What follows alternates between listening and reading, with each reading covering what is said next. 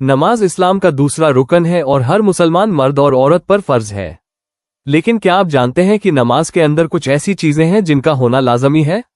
अगर इनमें से एक भी छूट जाए तो नमाज नहीं होती। इन्हें नमाज के फराइज कहा जाता है। आज की इस वीडियो में हम नमाज के उन 7 फराइज के बारे में तफसील से बात करेंगे जो नमाज के अंदर अदा किए जाते हैं।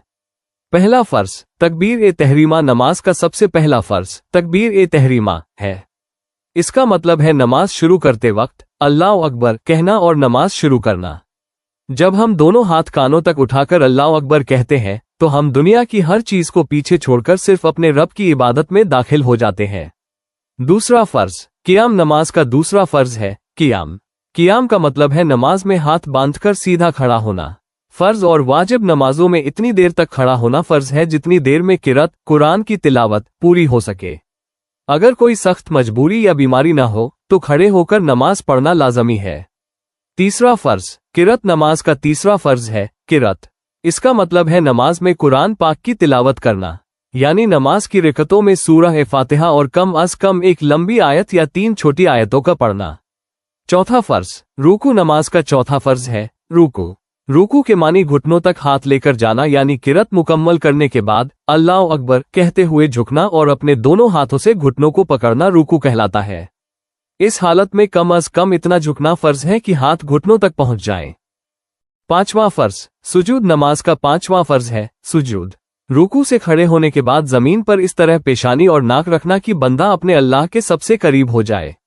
हर रकत में 2 सजदे करना फर्ज है। सजदा बंदगी की सबसे ऊंची निशानी है। छठा फर्ज कादा आखिर। नमाज का छठा फर्ज है कादा आखिर। जब नमाज की रकतें पूरी हो जाएं, तो आखिर में इतनी देर तक बैठना फर्ज है जितनी देर में अतहियात तशहुद पूरी पढ़ी जा सके। ये बैठना नमाज का एक अहम रुकन है।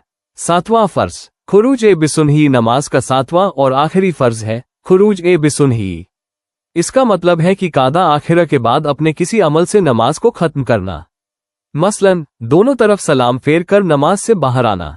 इसके साथ ही आपकी नमाज मुकम्मल हो जाती है। तो दोस्तों, ये थे नमाज के वो 7 फराइज जिन पर हमारी नमाज का दारोमदार है। हमें चाहिए कि हम नमाज को इनके सही तरीकों और अदब के साथ अदा करें ताकि अल्लाह हमारी इबादत कबूल फरमाए। उम्मीद है ये वीडियो आपके लिए कारआमद साबित हुई होगी।